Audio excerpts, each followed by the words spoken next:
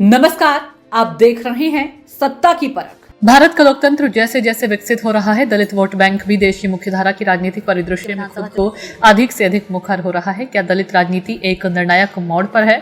2024 में दलित वोट कई कारकों से प्रभावित हुए। राजनीतिक दल दलित राजनीति की उभरती प्रवृत्ति को पहचानते हुए अपने मंचों में दलित राजनीति को शामिल करने के लिए तेजी से आगे बढ़ रहे हैं। उन्हें उम्मीद है कि 2029 के चुनावों में दलित वोटों का खासा प्रभाव होगा, खासकर ग्रामीण इलाकों में, जिससे पार्टियों के बीच जल्दी पैर जमाने की होड़ मची हुई है। उत्तर प्रदेश कांग्रेस इकाई जमीनी स्तर पर दलितों को जोड़ने और अपने चुनावी लाभ को मजबूत करने के लिए दलित चौपाल, संविधान बचाओ सम्मेलन और दलित बहुजाति के आयोजन पर रणनीति बनाई जा रही है, जिससे 2027 के विधानसभा चुनावों के लिए एक बड़ा प्लेटफॉर्म तैयार किया जा सके। भाजपा सक्रिय रूप से दलितों को पार्टी से जोड़ने के लिए अपनी रणनीति को नए सिरे से तैयार कर रही है।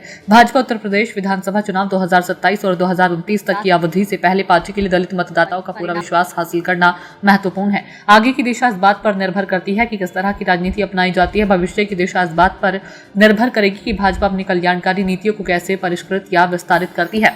और सबसे महत्वपूर्ण बात तो यह है कि दलितों की आवाज कौन बनकर उभरता है। ऐतिहासिक रूप से दलित महिलाएं निर्णायक रही हैं, लेकिन संकेत बताते हैं कि युवा 2029 तक की कहानी को तेजी से आकार देंगे।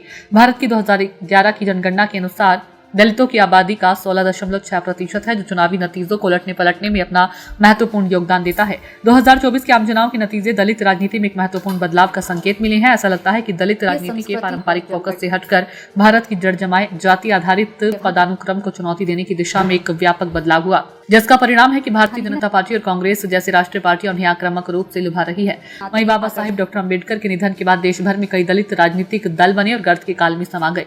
महाराष्ट्र में दलित राजनीति के रुपये में रिपब्लिकन पार्टी ऑफ इंडिया और विदुथलाई चिरुथैगल काची ऑल मणिपुर दलित डेवलपमेंट एसोसिएशन, तमिलनाडु में पुथिया तमिलगम और आंध्र प्रदेश और पड़ोसी राज्यों में प्रजा राज्यम पार्टी जैसी कई दलित राजनीतिक पार्टियों ने भारत में दलित राजनीतिक विमर्श को आकार दिया है। लेकिन उत्तर भारत में काशीराम ने राजनीतिक हिस्सेदारी के लिए दलितों को इकट्ठा कर बहुजन समाज पार्टी का गठन किया।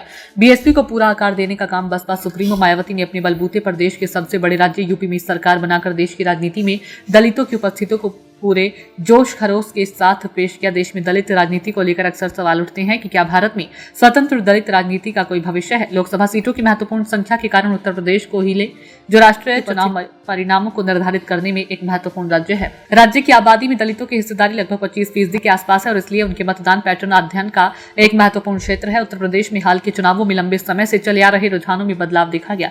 दलित समुदाय के भीतर पारंपरिक रूप से वफादार समूह जाटव, जो मायावती की बीएसपी के लिए अपने समर्थन के लिए जाने जाते हैं, इस वर्ग ने संविधान बचाने के लिए इंडिया गठबंधन के साथ अपनी निष्ठा बदलने के संकेत दिखाए। इसके अतिरिक्त दलित समाज का एक वर्ग, जो 2014 से ही भाजपा के मुख्य समर्थक और वफादार बना हुआ था, ने स्थानीय मुद्दों, सत्ता विरोधी भावनाओं, बेरोजगारी की चिंताओं और संवैधानिक संशोधनों के बारे में आशंकाओं का हवाला देते हुए समाजवादी पार्टी कांग्रेस गठबंधन को अपना समर्थन दे दिया। लोकसभा चुनावों में दलित वोटों को बीएसपी से दूर करने में समाजवादी पार्टी और कांग्रेस गठबंधन की सफल रणनीति इस बदलाव के साफ संकेत दे रही है। गठबंधन ने रणनीतिक रूप से स्थानीय उम्मीदवारों को मैदान में उतारा, सामान्य सीटों पर आरक्षित वर्ग के उम्मीदवार मैदान में उतारे, जिससे बीएसपी का वोट आधार और बिखर गया। 2019 में एसपी का वोट शेयर 17.96% से बढ़कर 2024 में 34% हो गया, जो सीधे तौर पर उसी अवधि के दौरान बीएसपी के 19% से 9.39% रह गया, जिससे मायावती की बसपा के लिए अस्तित्व बचाने संबंधी चुनौतियां पैदा हो गई है। आजाद समाज पार्टी की राजनीति में प्रवेश ने दलित आंदोलन को और अधिक विभाजित कर दिया है, जिससे मौजूदा विभाजन और भी बढ़ गया है। सियासी जानकारों का कहना है कि भारतीय लोकतंत्र में आज दलित वोटर सभी दलों की जरूरत बन गए हैं, तो वहीं मायावती अपने वोट बैंक को फिर जोड़ने के लिए हर संभव प्रयास कर रही है। सत्ता की परख के लिए अवधेश कुमार सिंह की रिपोर्ट।